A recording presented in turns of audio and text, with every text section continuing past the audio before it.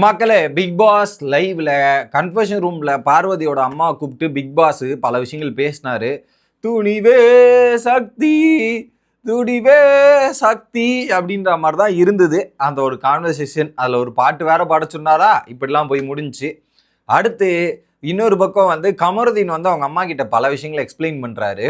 அதை எக்ஸ்பிளைன் பண்ணிட்டு கானா வினோத், பார்வதி, இதில் குறிப்பாக கனியை பற்றியும் அந்த இடத்துல பேசும் தகவலையும் நம்மளால் பார்க்க முடிஞ்சு. கனின்னு சொன்னவொடனே இப்போ கொஞ்ச நேரத்துக்கு முன்னாடி கனி மற்றும் திவ்யாக்குள்ள ஒரு ஃபைட், பிராங்க் ஃபைட்டு எல்லாமே, அது எல்லாத்தையும் அப்படியே குப்பையில் தூக்கி போட்டுருங்கன்ற மாதிரி அந்த ஒரு ஃபைட்டு தூக்கி குப்பையில் தான் போடணும். அந்த மாதிரி ஒரு நீங்கள் இப்போ நினச்சது ஒன்றுமே நடக்காத அளவுக்கு போச்சு. அதையும் பார்க்க போகிறோம். அடுத்து நம்ம சாண்ட்ரா இருக்காங்கல்ல, சாண்ட்ரா அவர்கள் வந்து நேற்று நைட்டு ஒரு உண்மையை போட்டு உடச்சி விட்டாங்க. அந்த உண்மையை எல்லாத்தையும் பார்ப்போம். ஸோ சேனலுக்கு புதுசாக இருந்தீங்கன்னா சப்ஸ்கிரைப் பண்ணிடுங்க. வீடியோ பார்க்குற அனைவருமே மறக்காமல் லைக்கும் ஹைப்பும் பண்ணிங்கன்னா வீடியோ பல பேருக்கு போய் சேரும். அந்த உதவியை நீங்கள் பண்ணிடுங்க, மறந்துடாதீங்க. இப்போ கண்டென்ட்டில் போகலாம்.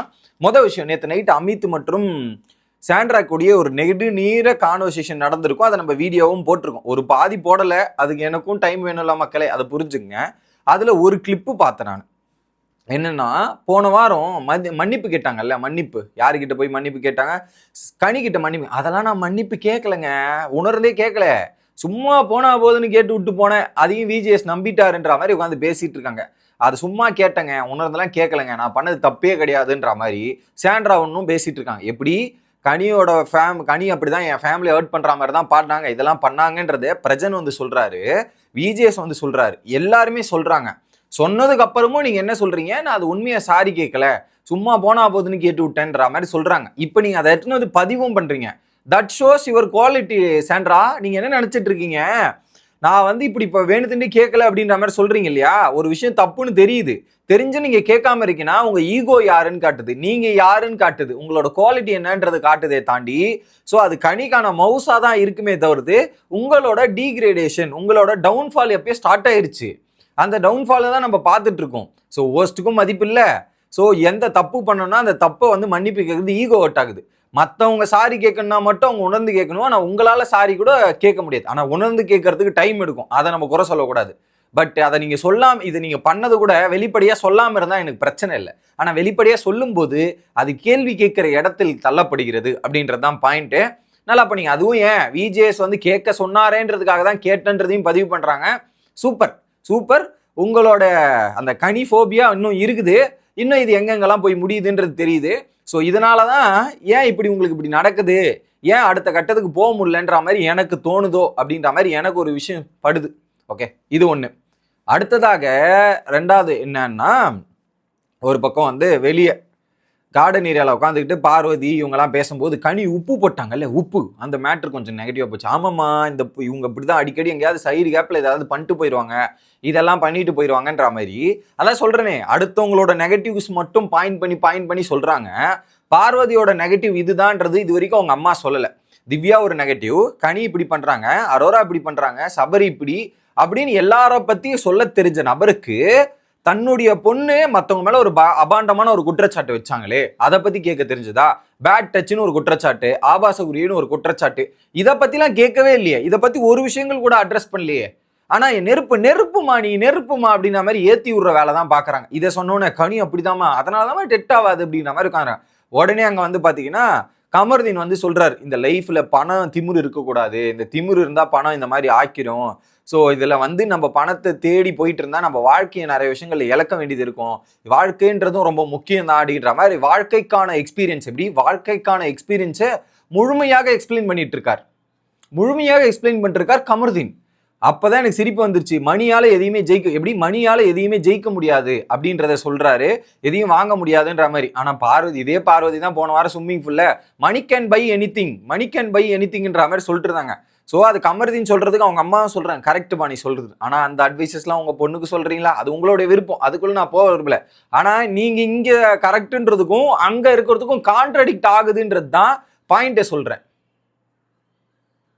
எப்படி பாயிண்ட்டை சொல்றேன், இது ஒன்று. ஓகே, அடுத்து என்ன பண்றாங்க, இப்படி டிஸ்கஷன் போயிட்டு இருக்க டைம்ல வினோத்தம் வந்து ஜாயின் பண்ணிட்டு, ஆமாமா இதுல வந்து எல்லாரும் ஒருத்தரை போட்டு தான் டார்கெட் பண்ணுவாங்க, ஒருத்தரை போட்டு தான் இது பண்ணுவாங்க.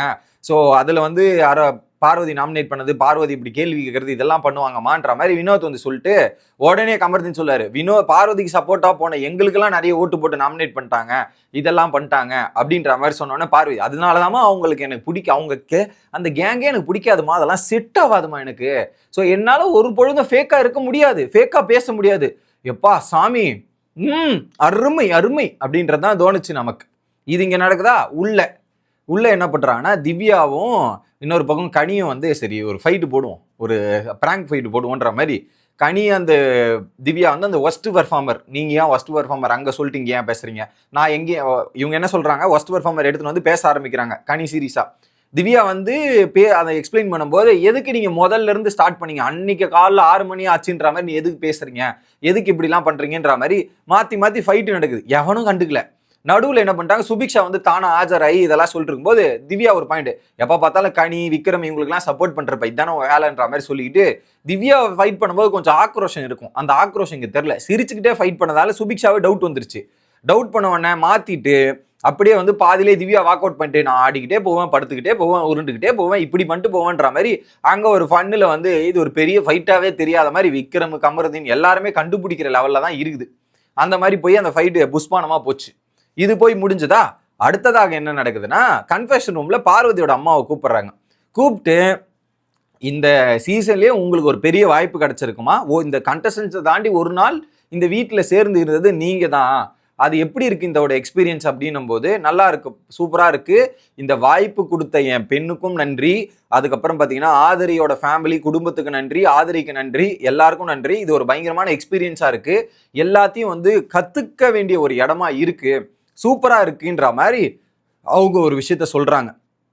அடுத்துட்டு என்ன சொல்றாரு, நீங்க வந்து ஒரு மக்களின் பிரதிநிதினா இருப்பாருங்க, எனக்கு தூக்கி வாரி போட்டுருச்சு, மக்களின் பிரதிநிதி, என்னதான் பார்வோட அம்மாவா இருந்தாலும் மக்களின் பிரதிநிதி, ஸோ இதை பத்தி நீங்க என்ன நினைக்கிறீங்க அப்படின்ற மாதிரி பிக் பாஸ் ஒரு எக்ஸ்பிளனேஷன் கேட்டார்.